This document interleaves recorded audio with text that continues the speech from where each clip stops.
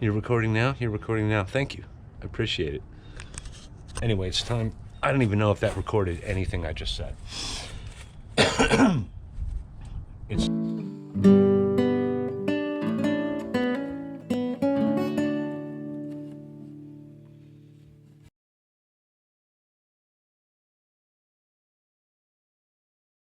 Okay, fresh battery, maybe. That battery might be defective. It jumped from 60% charge. I shot for 5 seconds. It shut down, and then it was showing 30%. So this is the original one too. No, it isn't. No, it's not.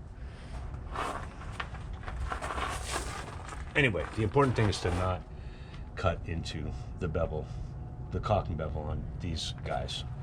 So gotta be real careful.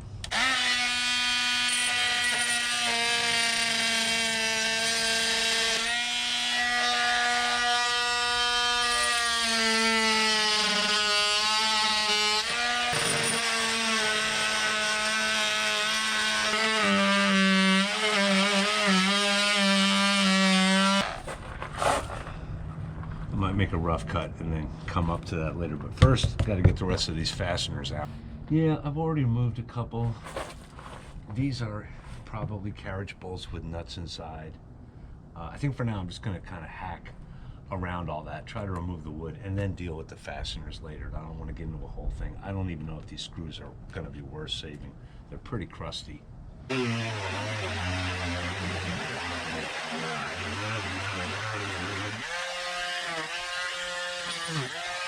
Since I have to remove part of this edge anyway, I'm free to cut into this a little bit here. Let's try to get a chisel on this, try to bust it out.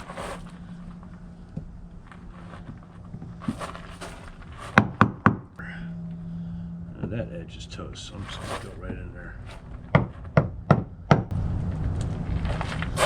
Old cotton. No, that's grain, that's wood. Don't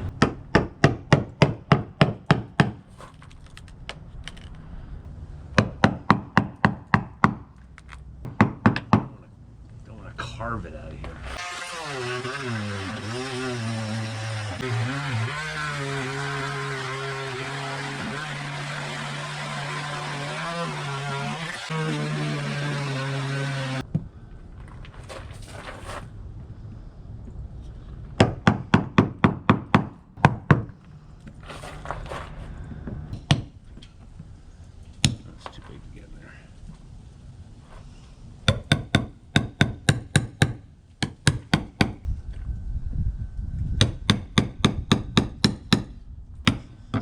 Sorry, baby. Oh, God. Yeah, it's got to be cut more. I can feel it.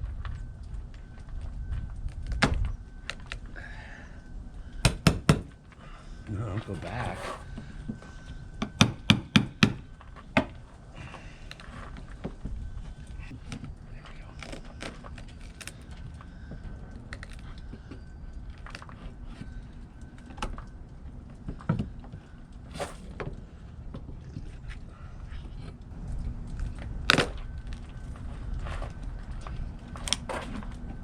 Oh, good.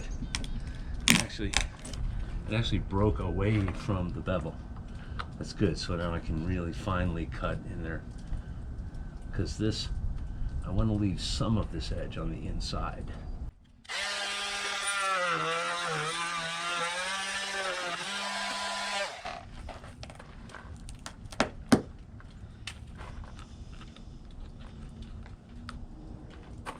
But I do have to.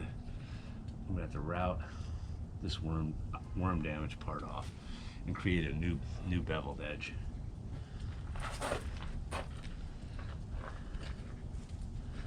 I think we'll cut on the other side of this frame. Good.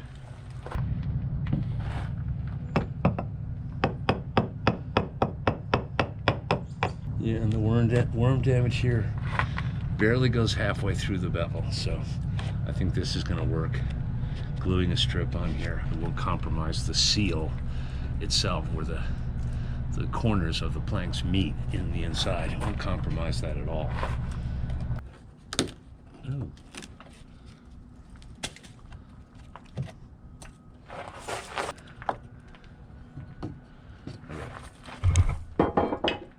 I know these fasteners would have put up a hell of a fight. They probably would have broken off. I think this is inside a locker too, a cabinet. So getting the nuts off would be a bear. I cut that too close. Oh, I see. Good. Forget what I just said. I'll show you in a minute. First, we got to get this. I'm getting sidetracked here.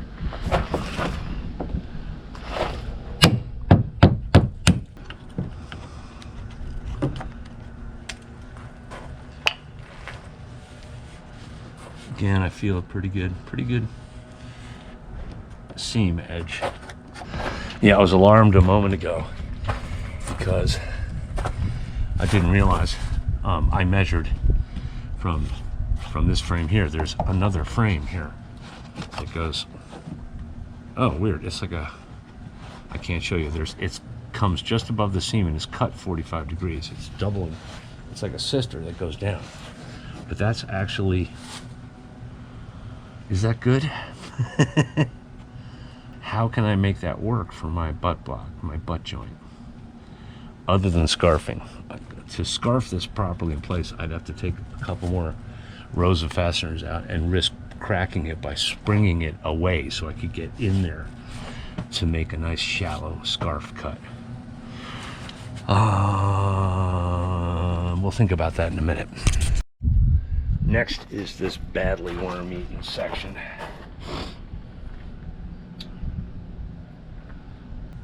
Like instead of making this very short piece, I could go just a little bit more and come to this bay. But then that's right, it's not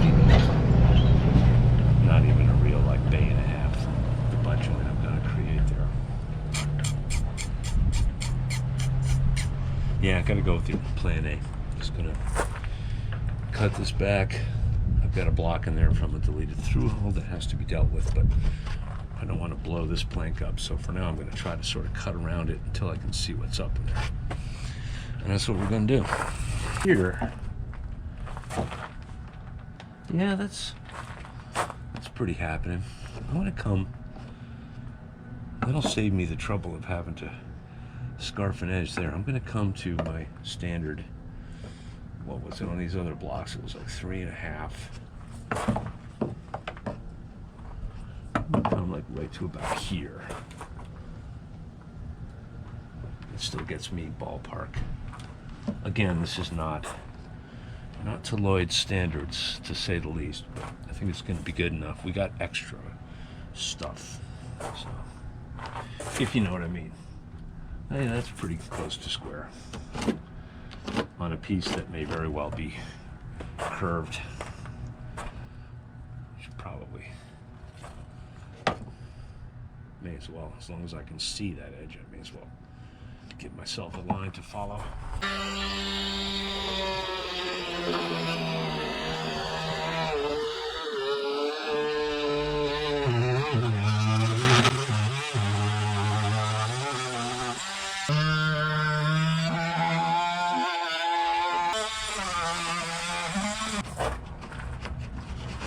This is a beautiful seam.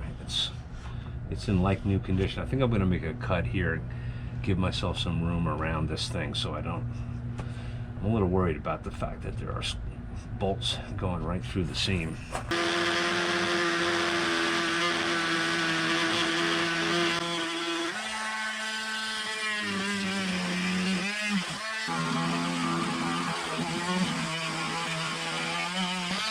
Yeah, I just realized before I pry this off, I gotta reef this properly to free it up.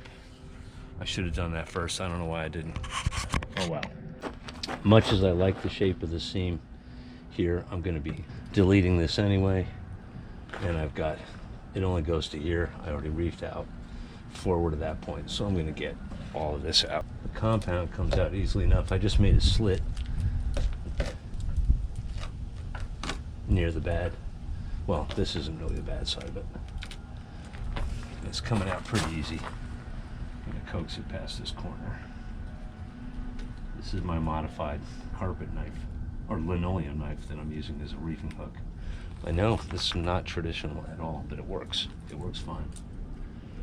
The trick is to rock it out. That's okay, because we're getting rid of that.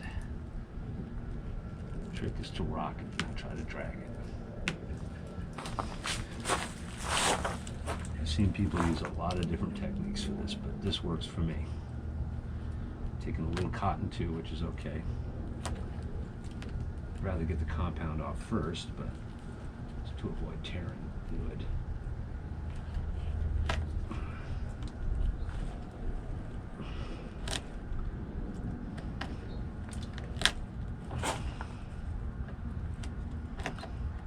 Still quite flexible, as you can see.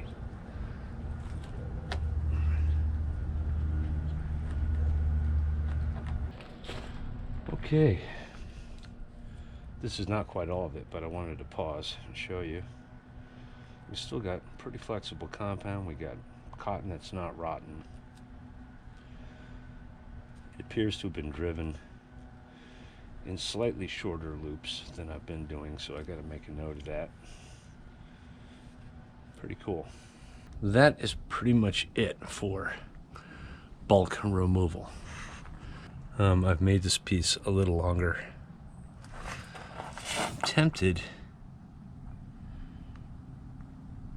to go to here and move this block down. Maybe I should. No, that's right. I keep forgetting. I don't want to be too close to that. Yeah, I don't want to be too close to that. There's going to be a new butt joint there. This is a sister. I think I already explained that. I got to get to the nuts on the inside and take this off, or cut them and leave it. I kind of want to get it out of here for a few reasons.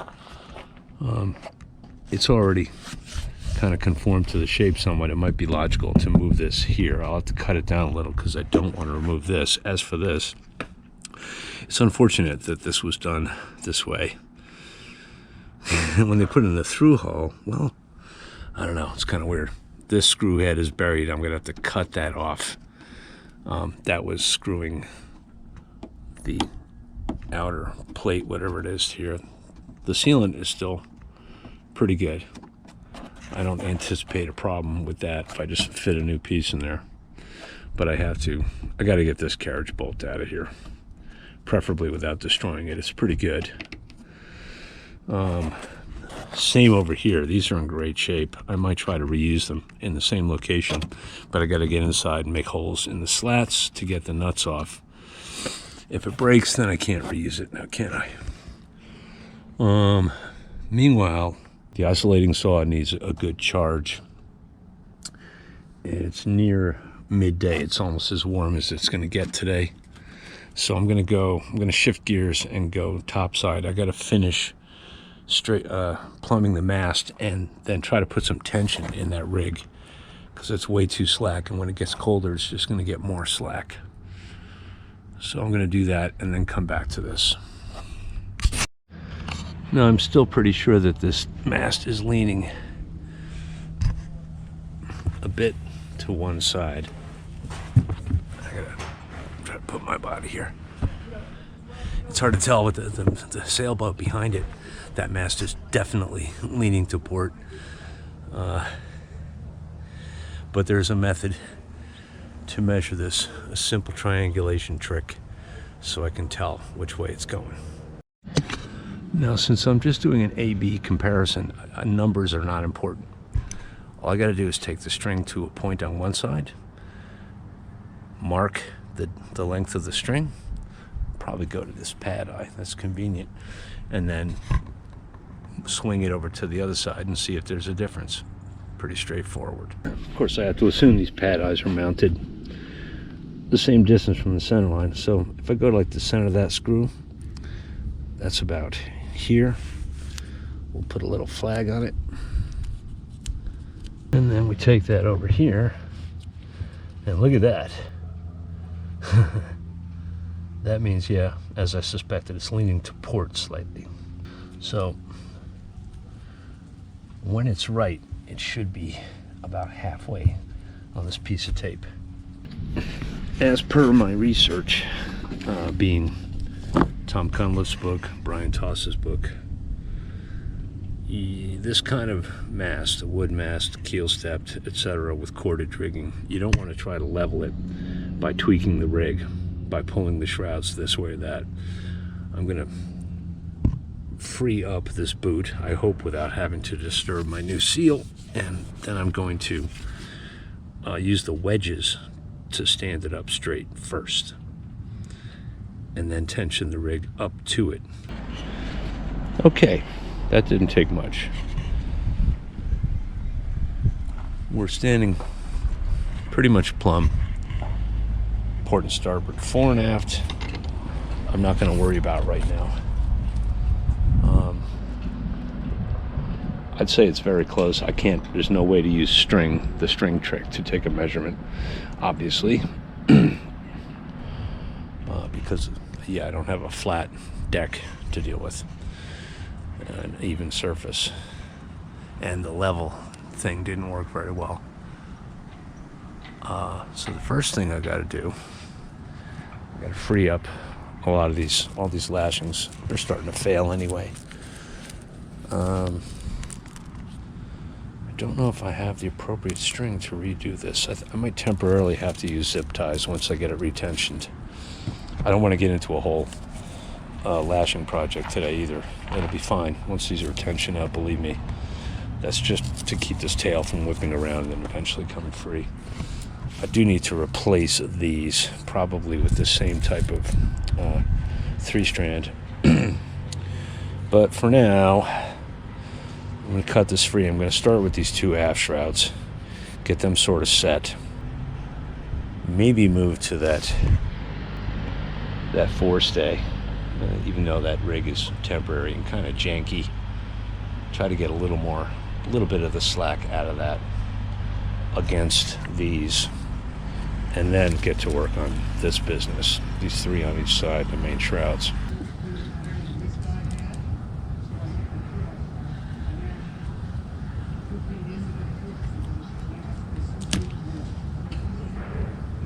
Actually, that comes down through the top, so we'll cut it here first. Yeah, I thought about reusing this stuff, but no way. It's done. This twine, I mean, this is done too, but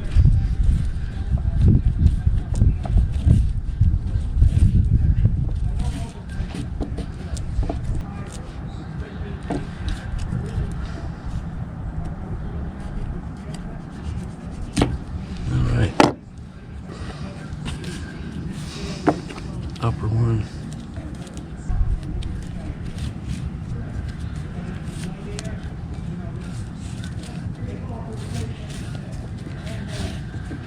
Well, maybe. I think the zip ties will hold it well enough temporarily. Right, they did a hitch, and then I totally get it what they did here. I will do the same later. Yeah, these especially, there's no point in getting into making a nice lashing when I'm just going to have to replace this primary cord. So, yeah, this is it. Don't have a spike. I need a long spike. Man, these are loose. Way too loose.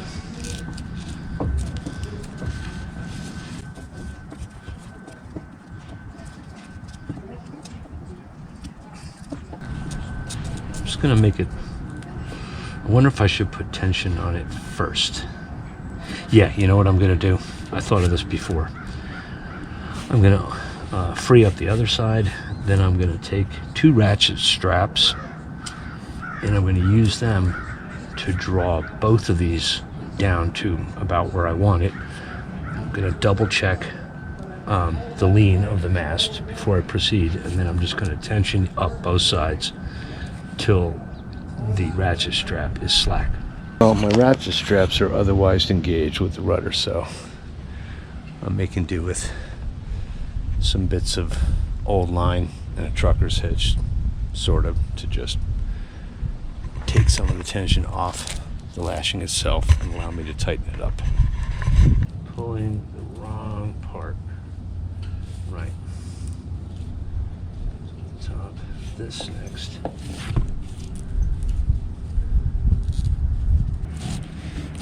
And it just all slid back. I see it. Start over. Pull down on this one. And up on. It's not really getting that.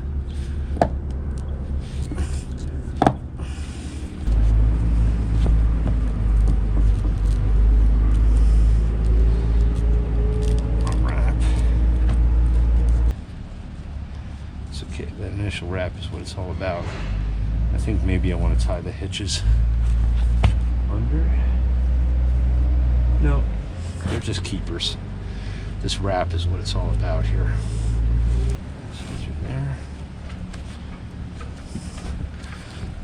And we'll just put a nice colorful cable tie on there to hold it temporarily.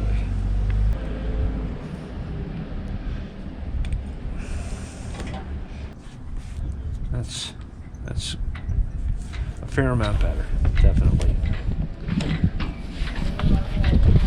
All right, the two aft ones are feeling better. I could definitely get a little more on this next. And this time, to put tension on it, I'm just going to haul this staysail halyard at the fife rail and get more of a bite on it.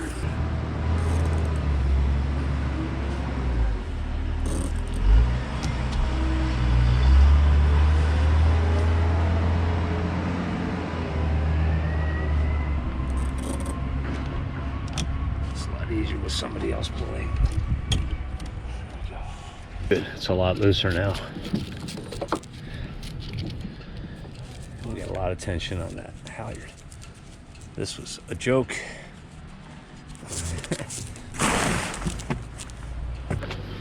All right, let's see what we can do here. It's a little crowded here. It's going to be hard.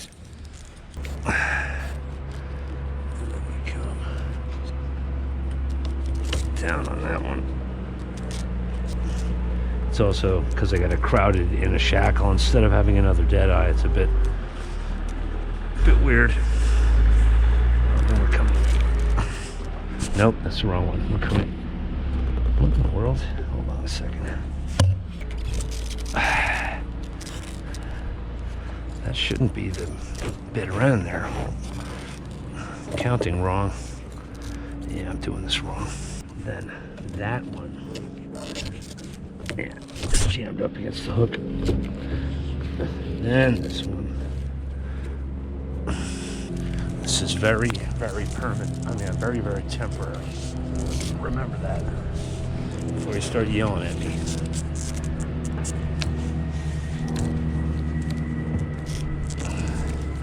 Yeah, without a second dead eye, it's kind of a losing battle. But it's tighter than it was, and that's good enough for now. Then a full hitch. Overhand knot. Then one more.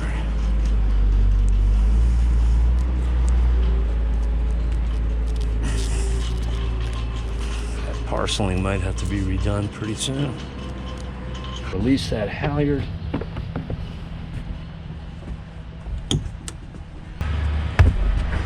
Yeah, that's much better. How tight it has to be remains a mystery. It's a process with these kind of rigs because you can't really put a tensionometer on it as you would with any kind of wire rope.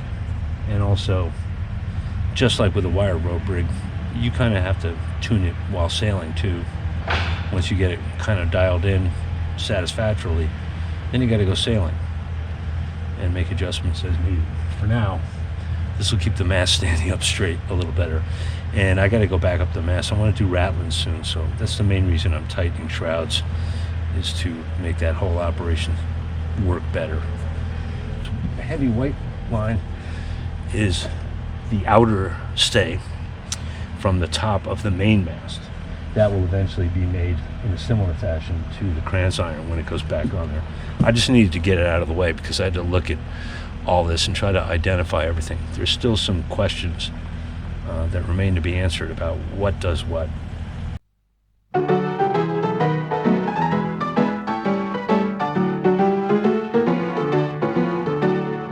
Okay, that went pretty well. So now I'm going to leave this here. Now this lashing, well, I gotta fix that, but basically we have much more tension here than on these two. I'm going to go to the other side, do the same thing, double check the mast again, and then match up everything. So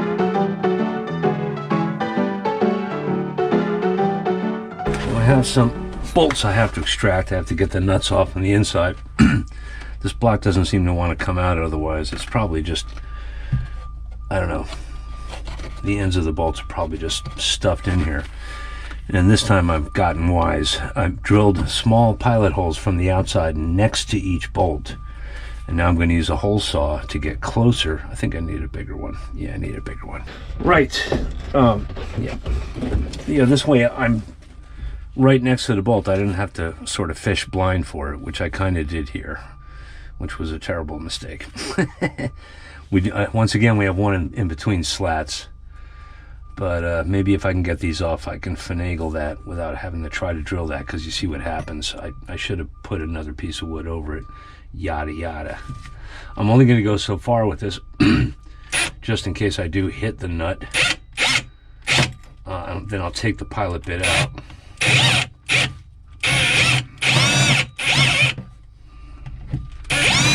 Yeah, I'm hitting it. Dang it.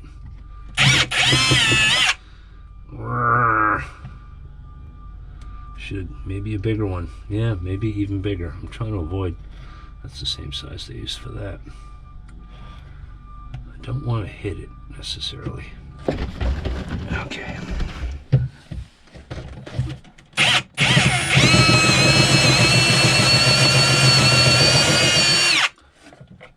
Still not through. Now we're through.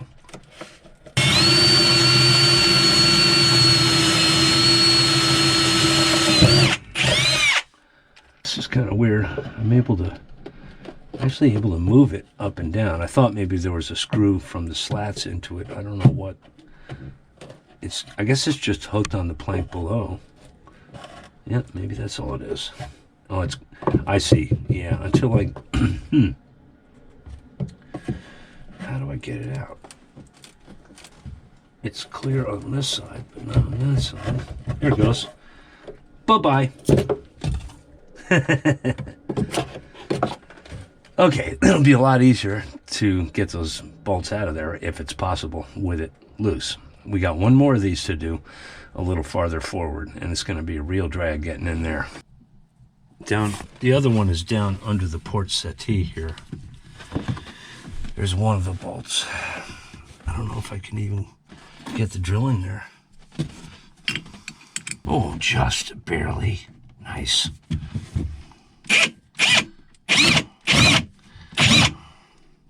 Wait a minute. Why that doesn't make any sense.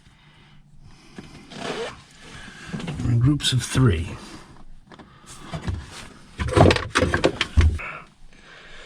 I even repiloted the holes. What the heck? Yeah, that what I just used is not. There's something else there. That's not my pilot hole. Well, let's see. I know there's one here.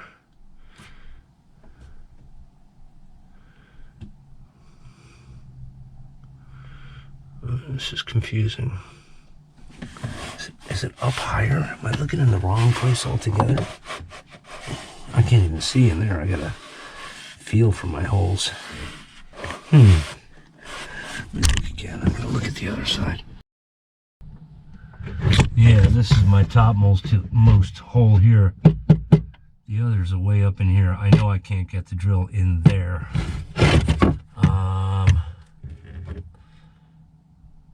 What I'm gonna have to do,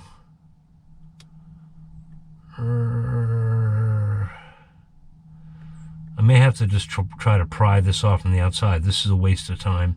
This is trapped underneath something else. I'd have to cut a bunch of stuff, yada, yada, yada, and still would have trouble getting the drill in there to get that angle. I'm going to just have to, if I have to cut up this block, so be it, to get it out. I don't want to destroy any more in here. No, that's right. I can't pull this out from the outside. It's an active butt block. There's another plank attached to it. And that screws failed. Wow, wait. I gotta take a measurement. This doesn't seem right. So yeah, we've done that. I think I might be able to get it in now. Not a big deal. I'll just scab that piece back in with a block underneath it or something. Later, much later. Where did I put the drill now? Okay. Oh, this battery's dying? That's awesome. I gotta go down there and get the other one. Whew. You can insert a generic and negative comment about GoPro here. I'm gonna just substitute that for a rant from now on. I'll just say, GoPro, and you'll all know. Anyway, I've revealed all the nuts. It's not pretty, but it doesn't matter. I got in there. It's a rather difficult space to work in, as you can imagine. Yeah. I don't know if these are salvageable. I'm not even going to mess with them tonight. I think I may just do the smart thing and cut the heads off outside and drive them in and not fart around with these. They're pretty corroded. It'd be wise to have brandy new ones anyway. It'd be nice to refasten the whole boat, but I don't know. Yeah, anyway. It's not all that late, but I'm done for the day. I got a headache. I'm cranky. And I will get up early tomorrow. Let's hope there's a narrow window of rain forecast for tomorrow morning, like between 9 and 10. I'm going to get up real early. As soon as there's enough light, I'm going to start preparing everything I can out and in. I might even tinker a little bit with the shaft coupling for the engine. That won't make too much noise. I could start that before dawn. I had to go get some appropriate wrenches from home to try to loosen that bad boy up. I've been pickling it with PB Blaster. I don't know why I'm showing you this while I'm talking about the engine, but you get the idea. I've got little projects to start early, so I'm gonna kick back and have a beer and eat something, and try to tune out the beeping of the travel lift or whatever it is coming this way, and probably go to bed when the sun goes down.